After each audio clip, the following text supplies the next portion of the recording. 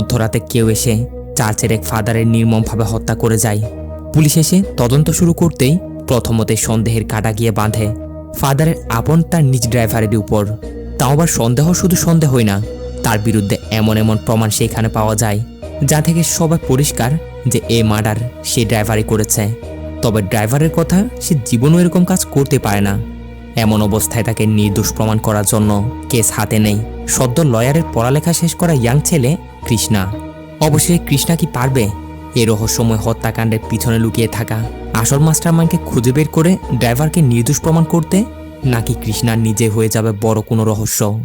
Hello বন্ধুরা, আমি আশরাফ আজ আপনাদের জন্য 2026-এর সদ্য মুক্তি পাওয়া সাসপেন্স থ্রিলার মুভি ভাঞ্চানা এর এক্সপ্লেনেশন নিয়ে হাজির হয়েছি।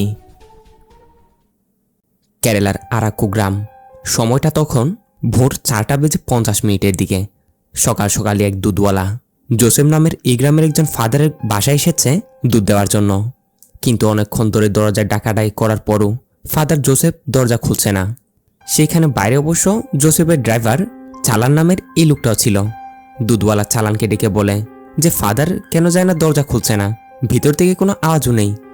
এখন এই ড্রাইভার চালান এবং জোসেফ তারা একটু আগে বিজয়ওয়াড়া থেকে ফিরেছে। চালান তার বাসায় গিয়ে রেস্ট নিয়ে আবার তার মালিকের কাছে এসেছে। তো দুধওয়ালার বলাই চালানও এসে জোসেফকে ডাকছে। এখন চালানের কাছে আগে থেকে পিছনের দরজার একটা চাবি ছিল, ওটা দিয়ে তারা বাসার ভিতরে যায়। আর এইখানে ভিতরে আসতেই দুজনের চোখ কপালে উঠে যাওয়ার মতো অবস্থা। দেখা যায় রক্তাক্ত অবস্থায় ফ্লোরে ফাদার জোসেফের লাশ পড়ে আছে। সাথে সাথে চালান এবং ওই দুধওয়ালা পুলিশকে ইনফর্ম করলে ঘটনাস্থলে পুলিশও এসে হাজির। পুলিশরা জোসেফের ড্রাইভার চালানের কাছে এসে জোসেফের ব্যাপারে জিজ্ঞাসা করে। চালানও বলে, স্যার জোসেফ স্যার এখানে একাই থাকতেন, তার একটা মেয়ে আছে যে কিনা ফরেনে সেটেল। হ্যাঁ, বছরের মাঝে মধ্যে একবার সে এখানে এসে তার সাথে দেখা করে যায়। তো পুলিশরা বাসায় ঢুকে সেখানেও তল্লাশি নেয়।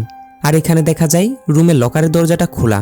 তেমন করে ধারণা করা হয় কিছু টাকা পয়সাও মিসিং। ড্রাইভার চালান বলে, স্যার কালকে আমি আর জোসেফ স্যার আমরা বিজয়ওয়াড়া গেছিলাম, মাত্র রাতে আমরা সেখান থেকে ফিরলাম। প্রথমে জোসেফ স্যারকে আমি এইখানে নামিয়ে দিই, এরপর আমি বাসায় গিয়ে রেস্ট করেই ভোরের দিকে ফিরেছি। আর দুধওয়ালার কথা শুনে ভিতরে ঢুকে দেখি এই অবস্থা।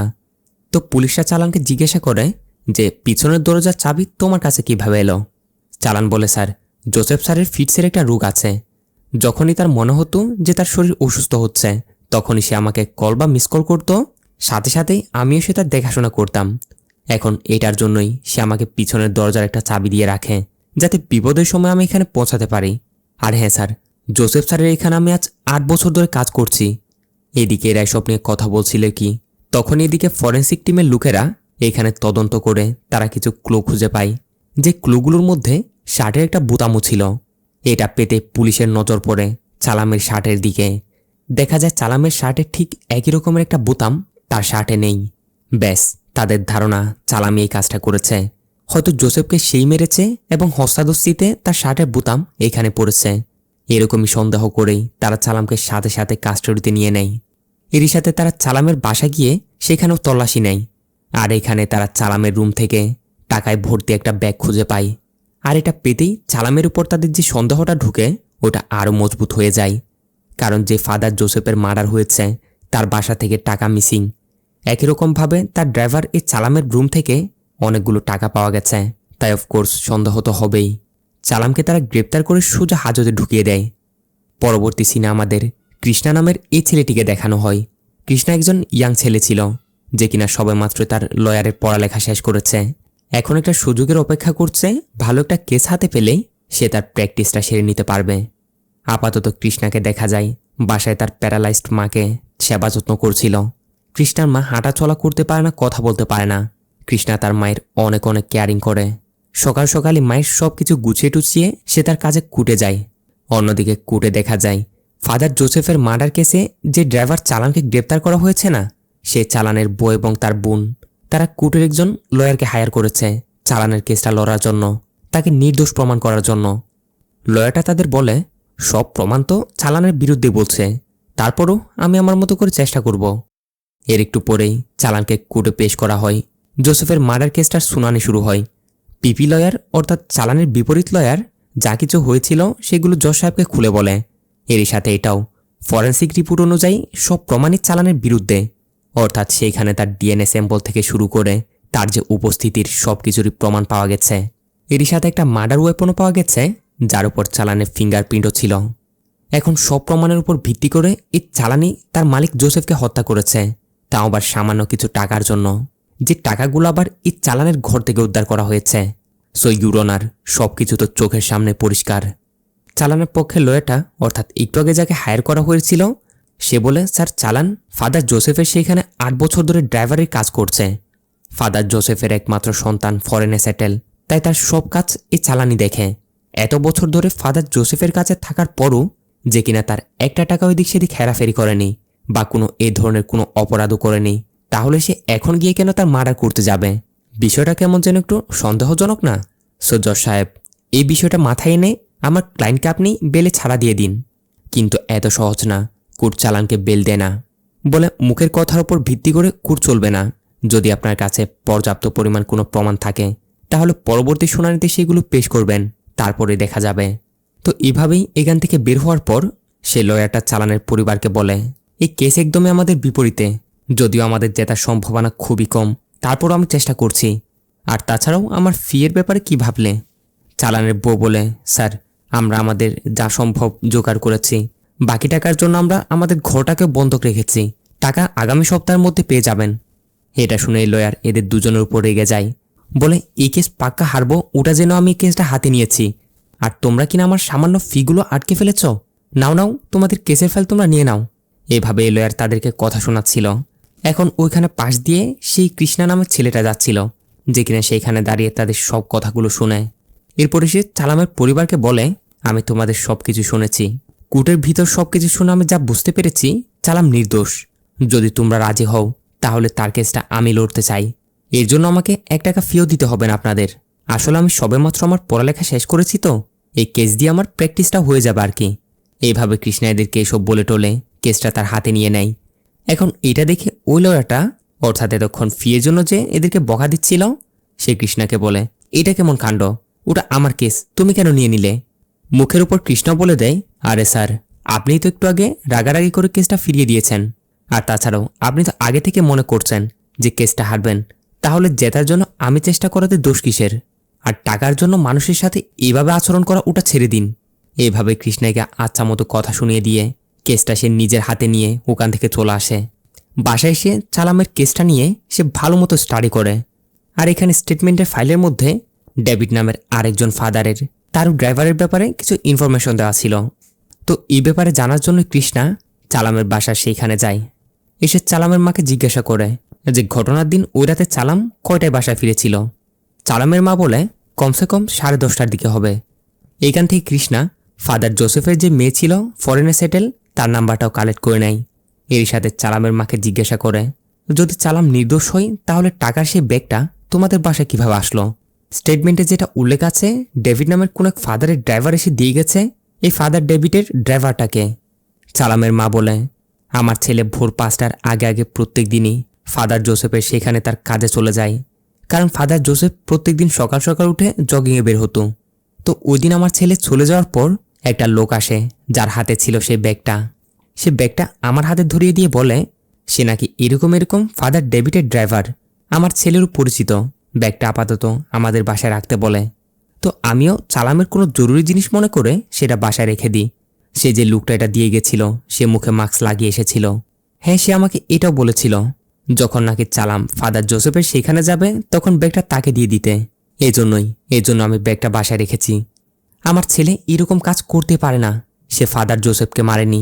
দয়া করে আপনি আমার ছেলেকে বাঁচিয়ে নিন। এইসব জানার পর পরবর্তী সিনে কৃষ্ণা সেই অন্য আরেকজন ফাদার ডেভিডের খোঁজে চার্চে যায়। এখানে সে ডেভিডকে তার ড্রাইভারের ব্যাপারে জিজ্ঞাসা করে, অর্থাৎ স্টেটমেন্টে যে ডেভিডের ড্রাইভারের ব্যাপারে উল্লেখ আছে, সেটা এই ড্রাইভারই।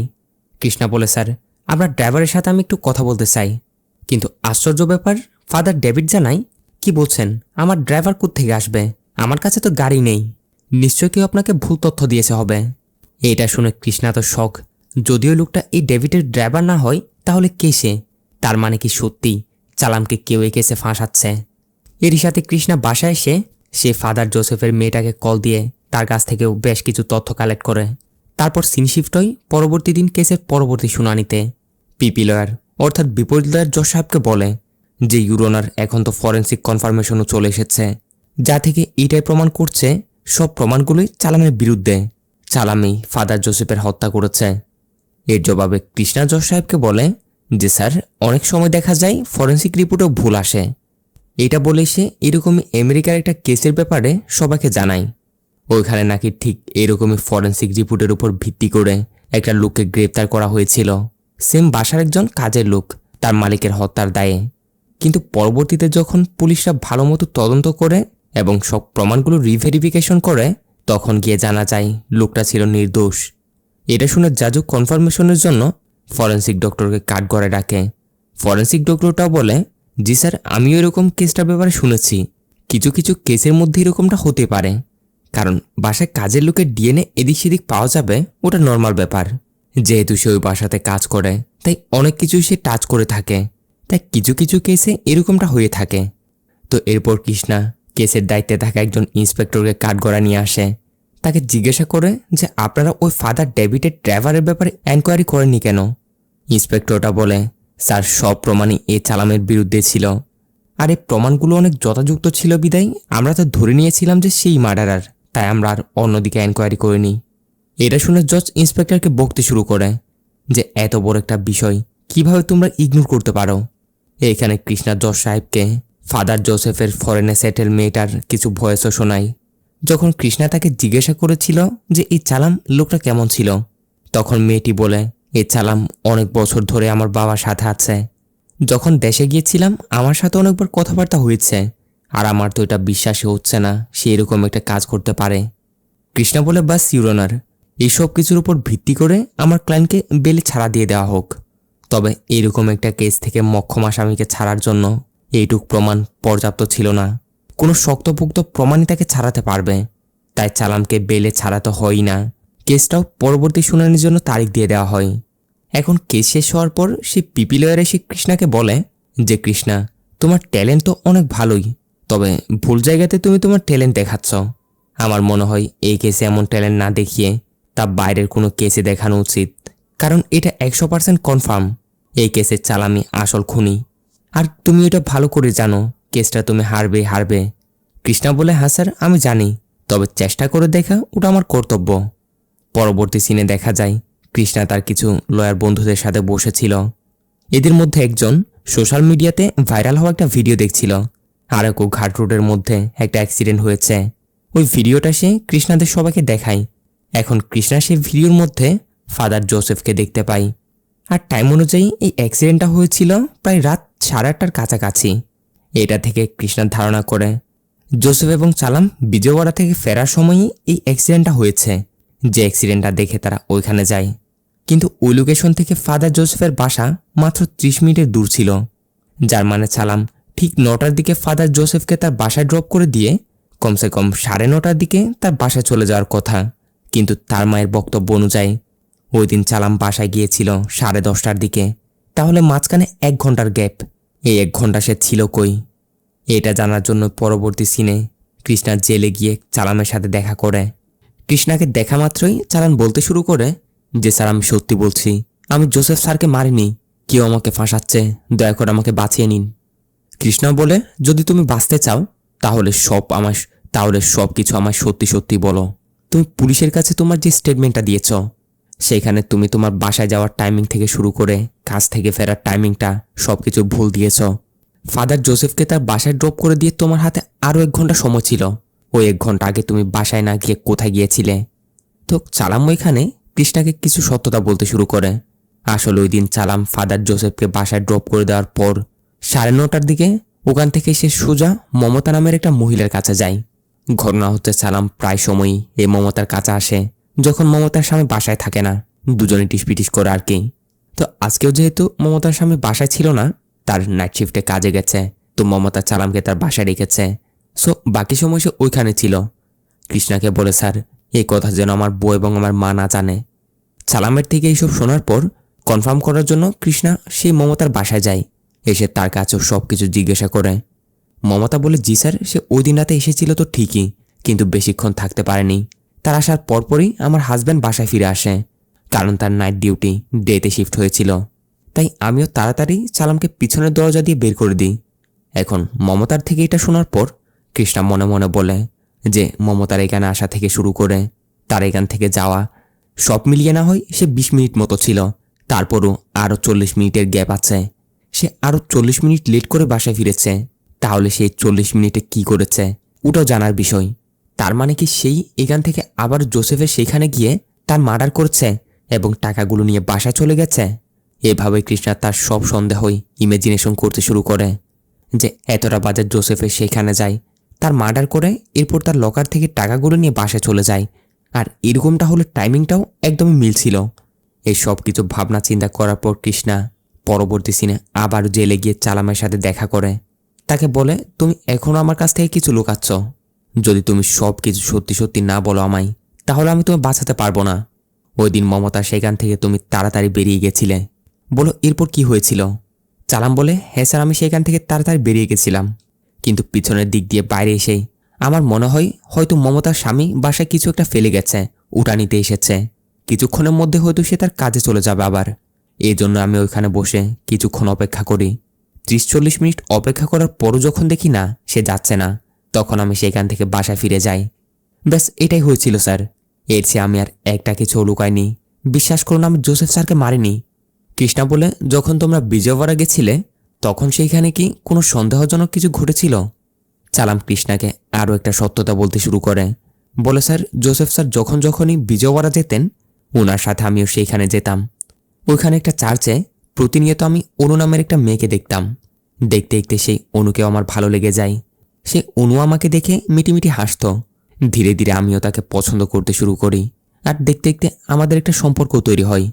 এরপর ওই দিন অনু আমাকে একটা হোটেল রুমে ডেকে আমাকে কিছু একটা খাওয়ায়।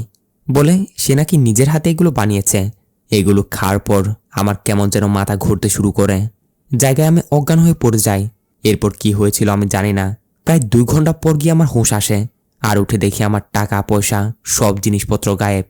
অর্থাৎ অনুই এরকম করে আমাকে ফাঁসিয়ে চিটিং করে আমার সব কিছু নিয়ে গেছে।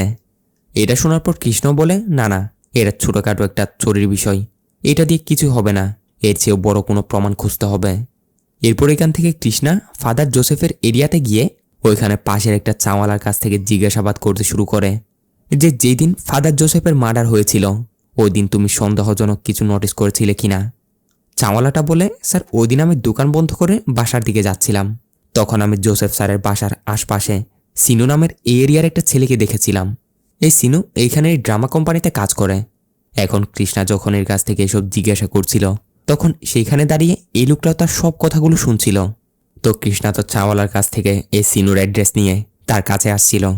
তবে তার আগেই দাঁড়িয়ে দাঁড়িয়ে কৃষ্ণার সব কথাগুলো শোনা লোকটা সে এসে সিনুকে জোরে জোরে বলতে শুরু করে, সিনু জলদি পালা, পুলিশের লোক তোকে ধরতে আসছে।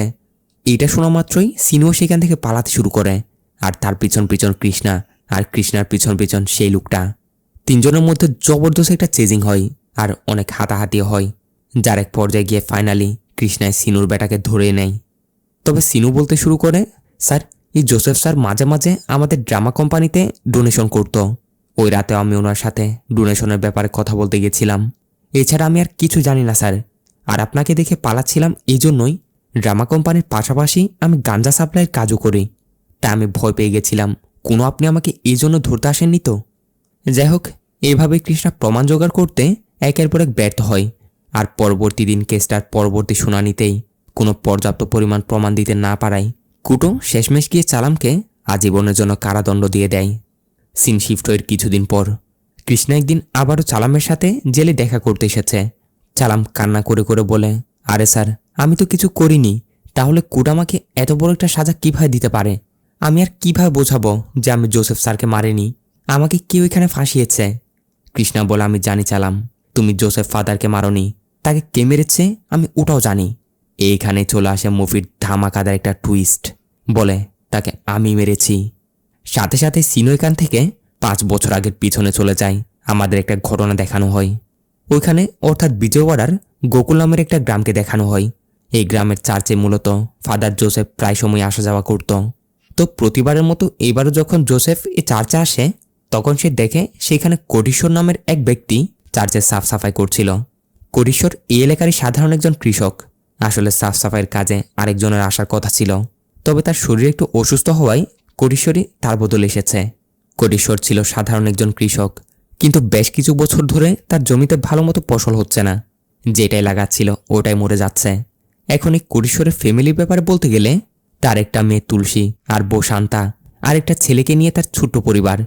কোটিশ্বররাও ছিল তো একদম লো কাস্টের, কিন্তু তার স্বপ্ন আকাশ ছোঁয়া। মেয়েকে সে অনেক ভালোবাসে। ইন্টারমিডিয়েটে ফেল করার পরও সে তাকে কিছু বলে না। আর তার যে ছেলেটা আছে তাকে দিল্লিতে লেখাপড়ার জন্য পাঠিয়েছে। কোটিশ্বররাও তার ছেলের পিছনে সব কিছুই, তার জমা জাতি সব কিছু ঢেলে দিয়েছে শুধুমাত্র ছেলেকে মানুষের মতো মানুষ করার জন্য। আর এখানে গিয়ে আমরা জানতে পারি কোটিশ্বরের ছেলে অন্য কেউ না, সেরা ছিল হচ্ছে কৃষ্ণাই। কৃষ্ণা কল করে তার বাবা মায়ের সাথে কথা বলছিল বাবা কিছুদিন পরেই লয়ারের এক্সাম, যেন সবকিছু ভালো ভালো হয়, দোয়া করবেন। এইসব বলে টলে কৃষ্ণা কল রেখে দেয়। অন্যদিকে ফাদার জোসেফ যখন ওই এলাকায় ছিল তখন তার সাথে দেখা করার জন্য সেইখানে ফরেনের একজন বিজনেসম্যান আসে। আসলে এই ফরেনার কোম্পানিগুলো নাকি তাদের খ্রিস্টান ধর্মকে আগে বাড়ানোর জন্য এই এরিয়ায় যেখানে যেখানে চার্চ ছিল না সেখানে চার্চ বানানোর সিদ্ধান্ত নিয়েছিল, তাও আবার কিছু স্পেশাল জায়গায়। এখন এই কাজের জন্য পারফেক্ট ছিল হচ্ছে এই ফাদার জোসেফই, কারণ সে আগেও এরকমের অনেক কাজ করেছে। তার বড় বড় নেতাদের সাথে অনেক লিঙ্ক আপ আছে। তো ফরেনার এই কোম্পানিগুলো ফাদার জোসেফকে এই কাজের জন্য বড় একটা অ্যামাউন্টে একটা চেকও দিয়ে দেয়। তো এখন এর জন্য জোসেফের প্রয়োজন ছিল তাদের সিলেক্ট করা এরিয়া অনুযায়ী একটা জায়গার। জোসেফ তার লোককে বলে, আরাকু ঘাটের আশপাশ পরিচিত কারো জায়গা আছে কি? তার লোকটা বলে, হ্যাঁ স্যার, সেখানে কোটিশ্বররাওয়ের একটা জায়গা আছে। ও যে ওই দিন যেখানে সাফ সাফাই করছিল, কিন্তু স্যার তার জমিটা তেমন একটা খাস না, সেখানে ভালো মতো ফসলও হয় না। এটা শুনে জোসেফ সিদ্ধান্ত নিয়ে নেয় যে কোনোভাবেই হোক তার এই জমিটা তার লাগবে। ওইখানে সে এই ফরেনার কোম্পানিগুলো কথা অনুযায়ী চার্চ বানাবে। পরবর্তী সিনেই জোসেফ কোটিশ্বররাওকে ডেকে পাঠায়। কোটিশ্বররাও তার কাছে আসলে জোসেফ তাকে বলে, কোটিশ্বররাও, আমি শুনেছি তোমার ফসল নাকি ভালো মতো হচ্ছে না, তোমার অনেক লোকসান হয়েছে হবে, আর এরকমটা চলতেই থাকবে। সামনে গিয়ে তো ওই এরিয়ায় একটা কেমিক্যাল ফ্যাক্টরি আসতে চলেছে, আর এটা আসলে ফ্যাক্টরির সব ময়লা আবর্জনা ওইখানে সবগুলো জমিতে গিয়ে গিয়ে জমা হবে। তখন তো অবস্থা আরও খারাপ হয়ে যাবে, জমিগুলোর আর 2 পয়সার মূল্য থাকবে না। তাই আমি চাচ্ছি তোমার জমিটা ভালো কোনো কাজের জন্য আমায় দিয়ে দাও, ওখানে আমি একটা চার্চ বানাতে চাই। হ্যাঁ, এর বদলে আমি তোমায় ভালো একটা জমিরও ব্যবস্থা করে দিব। এই প্রস্তাবে কোটিশ্বররাও বলে যে, ফাদার, আমি একটু ভাবনা চিন্তা করে আপনাকে জানাবো, কারণ এই জমি আমার বাপদাদার আমলের সম্পত্তি। ফাদার জোসেফও বলে, কোটিশ্বররাও, আমি তোমার জোর জবরদস্তি করছি না। দেখো, গড নিজে তোমার জমিটাকে সিলেক্ট করেছে তার আশ্রয় বানানোর জন্য। এখন তুমি ভেবে দেখো, এটা করে কি মহৎ হবে নাকি প্রস্তাব ফিরিয়ে দিয়ে গুণাগার হবে? আমি তো জাস্ট একজন মিডিয়েটর, গডের মেসেজ তোমার অবধি পৌঁছাচ্ছি। কোটিশ্বররাও বাসায় এসে তার বউ এবং তার মেয়েকে সবকিছু জানায়। তবে এইসব শুনে কোটিশ্বররাওয়ের বউ সাফ সাফ মানা করে দেয় যে যেমনই হোক ও জমিতে চাষাবাদ করেই আমরা এত দূরে গিয়ে এসেছি। ফসল না হলে হোক, অবস্থা খারাপ হলে হোক, আমরা আমাদের বাপদাদার এই স্মৃতিটা কিছুতে বিক্রি করব না। কোটিশ্বররাও বলে, এটা ছাড়া আমাদের আর কোনো অপশনই নেই। তাছাড়া ফাদার বলেছে অন্য আরেকটা ভালো জমির ব্যবস্থা করে দিবে। যদিও কোটিশ্বররাও ফাদারকে জমি দিতে রাজি হলেও তার বউ কিন্তু কিছুতে মানছিল না। আর এর পরবর্তী সিনে কোটিশ্বররাও জায়গার সব কাগজপত্রগুলো নিয়ে কথা মতো ফাদার জোসেফের কাছে যায়। ওই সময় জোসেফের কাছে ওই এলাকার অন্য একটা ফাদার এসেছিল, যে কিনা জোসেফের সাথে অনেকটা রাগারাগি করে কথা বলছে। এখন ঘটনার গড়বড় দেখে কোটিশ্বররাও সরাসরি সামনে না গিয়ে লুকিয়ে লুকিয়ে এদের সব কথাগুলো শুনে। আর ওই অন্য আরেকজন ফাদারের কথাবার্তাগুলো শুনে কোটিশ্বররাও বুঝতে পারে এই ফাদার জোসেফ এখানে অনেকগুলো স্ক্যাম করছে। তো এই ফাদারটা জোসেফকে ধমকাচ্ছিল যে তুমি এরকমটা করতে থাকলে আমি উপরে গিয়ে তোমার কমপ্লেন দিব। জোসেফ ওই ফাদারটাকে হুমকি দিচ্ছে যে তোমার যা ইচ্ছে করো, কিন্তু আমার কিছু করতে পারবে না। তো এসব বলে টলে ফাদারটা সেখান থেকে চলে যাওয়ার পর জোসেফ তার লোককে বলে দেয়, কোনো একটা মিথ্যা কেস সাজিয়ে এই বেটাকে জেলে ঢুকিয়ে দাও, যাতে তার মান সম্মান সব শেষ হয়ে যায়। এক কাজ করো, এমন একটা কেস ক্রিয়েট করো যেন তার বাসায় নেশার কিছু জিনিস পাওয়া গেছে। এখন এই সব কিছু দেখে জোসেফের আসল চেহারা দেখে কোটিশ্বর তাড়াতাড়ি সেখান থেকে চলে আসে। জোসেফের সাথে আর দেখা করে না। ওইখান থেকে আসার সময় রাস্তায় তার সাথে এই লোকটা দেখা হয়। লোকটা কোটিশ্বর রাওয়ের পূর্ব পরিচিত। তো কোটিশ্বর কথায় কথায় লোকটাকে জিজ্ঞাসা করে যে, আচ্ছা, আমাদের গ্রামে কি কোনো কেমিক্যাল ফ্যাক্টরি আসতে চলেছে? লোকটা বলে, না না, কে বলেছে তোমায়? আমাদের গ্রামে তো রিং রুট হতে চলেছে, আর এইটা হলে কিছু মাসের মধ্যেই আমাদের যে জমিগুলো আছে না, যার মূল্য এখন 2 টাকাও না, ওগুলোর মূল্য তখন লাখ লাখ টাকায় গিয়ে পৌঁছাবে। তাই এই জন্য আমি নিজেই ধার করে কিছু টাকা জমিয়ে অলরেডি ভ্যালির পাশে কিছু জমি কিনে রেখেছি। এসব শুনে কোটেশ্বর রাওয়ের তো হুঁশি উড়ে যায়। তার মানে ফাদার জোসেফ তাকে মিথ্যা বলেছে। এরপর কোটেশ্বর বাসায় ফিরলে ফাদার জোসেফ তার লোককে কোটেশ্বরের কাছে পাঠায় যে জমির কাগজ নিয়ে আসেনি কেন ওটা দেখার জন্য। কোটেশ্বর রাও একে সোজাসুজি মানা করে দেয় যে আমি আমার জমি বিক্রি করব না, গিয়ে ফাদারকে বলে দাও। কথা মতো লোকটা এসে ফাদার জোসেফকে এটা জানালে জোসেফ অনেক রেগে যায়। এরপর পরবর্তী দিন সে যখন চার্চ থেকে বাসার দিকে ফিরছিল তখন সে দেখে তার ড্রাইভার চালাম একটু দূরে একটা মেয়ের সাথে দাঁড়িয়ে দাঁড়িয়ে কথা বলছিল, অনেক ক্লোজ হয়ে হাসাহাসিও করছিল। আর মেয়েটা অন্য কেউ না, এটা ছিল তুলসী, কোটেশ্বর রায়ের মেয়ে। জোসেফ চালামকে ডেকে বকতে শুরু করে যে তুমি গাড়ির পাশে না থেকে ওখানে গিয়ে গল্প করছো। জোসেফের সাথে অন্য আরেকজন যে বয়স্ক করে লোকটা ছিল সেও চালামকে বকা দিচ্ছে যে কোটেশ্বর রায়ের মেয়ের সাথে তোমার কাজ কি। এখন এটা শুনে জোসেফ জানতে পারে যে এই মেয়েটা কোটেশ্বর রাওয়ের। আশ্চর্য হয়ে বলে কি এই মেয়েটা কোটেশ্বর রাওয়ের মেয়ে? এটা জানতে পেরেই জোসেফের মাথায় একটা শয়তানি আইডিয়া আসে। চালামকে সাইডে নিয়ে গিয়ে বলে, চালাম তুমি কি আমায় সম্মান করো? চালাম বলে, আরে স্যার এটা আবার জিজ্ঞেস করার মতো কথা, আমি আপনাকে অনেক শ্রদ্ধা করি। জোসেফ বলে, তাইলে তোমাকে আমার জন্য একটা কাজ করতে হবে। কোটেশ্বর রাওয়ের এই মেয়েকে তুমি ফুসলিয়ে পাসলিয়ে কোথাও নিয়ে গিয়ে তার সাথে শুয়ে তার একটা এমএমএস বানাতে হবে। প্রথমে চালাম এই কথা না করে দেয় যে স্যার আমি তুলসীকে মন থেকে ভালোবাসি, এরকমটা কিভাবে করতে পারি। কিন্তু জোসেফ চালামকে টাকার লোভ দেখায়, বলে তুমি বলেছিলে না তোমার বোনের বিয়ের জন্য টাকার প্রয়োজন, তার সব খরচ আমি দিব, আমার এই কাজটা করে দাও। কথা মতো চালামও পরবর্তী দিন তুলসীকে ফুসলিয়ে ফাসলিয়ে একটা হোটেলে নিয়ে যায়। যখন তুলসী একটু ওয়াশরুমের দিকে যায় তখন চালাম এখানে সবকিছু ভিডিও করার জন্য তার মোবাইলে ক্যামেরা অন করে মোবাইলটা এক জায়গায় লুকিয়ে রাখে। এরপর তুলসী বাইরে আসলে চালাম তার পাশে বসে তার সাথে ভালোবাসার নাটক করে এটা সেটা বলে তাকে দুর্বল করে দেয়। ব্যাস তারপর কি আর, তার ফয়দা উঠিয়ে সবকিছু ভিডিও করে নেয়। সিন শিফট হয়ে যায় ওই দিন রাতে। কোটেশ্বররাও যখন বাসায় ছিল ফাদার জোসেফ তার কিছু লোকদেরকে পাঠিয়ে কোটেশ্বররাওকে তার কাছে নিয়ে আসে। কোটেশ্বররাও ফাদারকে বলতে শুরু করে যে আমি তো আপনাকে বলে দিয়েছি আমি আমার জমিটা বিক্রি করব না, তারপরও আমায় পেরেশান কেন করছেন। এইখানে ফাদার জোসেফ কোটেশ্বররাওকে মোবাইল দিয়ে তার মেয়ের ওই ভিডিওটা দেখায় যেটা চালাম একটু আগে হোটেল রুমে তার সাথে ওসব করেছিল। এখন মেয়ের এসব কিছু নিজের চোখে দেখে কোটেশ্বর রায়ের পায়ের নিচ থেকে তো মাটি সরে যাওয়ার অবস্থা। সে অজুরে কান্না করতে শুরু করে যে এটা কি হয়ে গেল। জোসেফ বলে, কোটেশ্বর রাও তোমার মেয়ের এসব ভিডিওতে আমার কোনো কিছু যায় আসে না, এগুলোর সাথে আমার কোনো লেনদেন নেই, আমার লেনদেন তোমার সাথে। অলরেডি আমি আশেপাশের সবার জমি কিনে নিয়েছি, এখন বাকি শুধু তোমারটা। তাই ভালোই ভালো যদি তোমার জমি আমাকে বুঝিয়ে দাও তাহলে ওটাই তোমার এবং তোমার মেয়ের জন্য মঙ্গল। আর তা না হলে বুঝতে পারছো তো তোমার মেয়ের এই এমএমএস সবখানে ছড়িয়ে পড়বে। এইসব দেখার পর এবং জানার পর কোটেশ্বর রাওয়ের কাছেও আর কোনো উপায় নেই। পরিবারের সম্মান বাঁচানোর জন্য সে তার জমিটা ফাদারের নামে লিখে দিতেই হয়। এরপর কান্না করতে করতে সেখান থেকে বাসায় ফিরে আসে। না তার বউয়ের সাথে এ ব্যাপারে কোনো কথা বলে, না তার মেয়ের সাথে। লজ্জায় অপমানে সে নিজেকে শেষ করে দেওয়ার রাস্তাটায় বেছে নেয়। কোনো কিছু একটা খেয়ে কোটেশ্বর রাও নিজেকে শেষ করে দেয়। বাবার এমন হালত দেখে তুলসীও বুঝে যায় যে তার বাবা তার কারণে নিজেকে শেষ করে দিয়েছে, যার জন্য তুলসীও নিজেকে দায়ী মনে করে সে নিজেকেও শেষ করে দেয়। আর বাবার এবং বোনের মৃত্যুর খবর জানার পর কৃষ্ণার সাথে সাথে শহর থেকে গ্রামে ফিরে আসে। চোখের সামনে এভাবে পরিবারকে শেষ হয়ে যেতে দেখে কৃষ্ণার মাও এটাকে সে প্যারালাইজড হয়ে যায়। এক নিমিষে কৃষ্ণার হাসি খুশি একটা পরিবার এভাবে শেষ। কৃষ্ণার একজন বড় চাচা ছিল, তার কাছ থেকে কৃষ্ণা ফাদার জোসেফের এই কর্মকাণ্ডগুলো সব কিছু জানতে পারে। অর্থাৎ ফাদার জোসেফের সেইখানে বৃদ্ধ করে একটা লোক কাজ করতো না, সেই লোকটা কৃষ্ণার চাচাকে সব কিছু বলেছিল। আর কৃষ্ণার চাচা এখন কৃষ্ণাকে সব বলে দেয়।